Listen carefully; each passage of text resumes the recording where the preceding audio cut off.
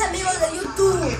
En este día vamos a ver qué nos ha tocado en las cartas. Bueno, ya abrimos los paquetes, acá están los paquetes.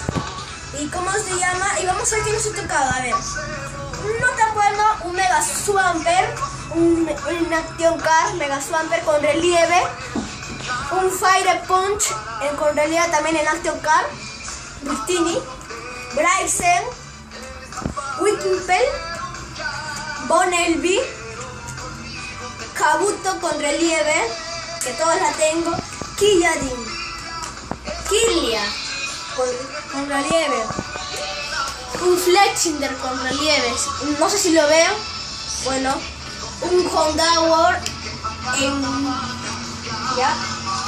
un Inkai, bueno, no está malo, un Pichu, con relieve también, un Pichu, un Jinx con relieve, sí. Y el último es Graveler, con relieve, Graveler. Bueno, amigos, este ha sido el segundo video de nuestro tutorial. Para el siguiente video, en unas horas lo haremos. Estaremos haciendo botachanes con 3 amigos nuevos. Ya, adiós. Gracias, amigos de YouTube, más likes.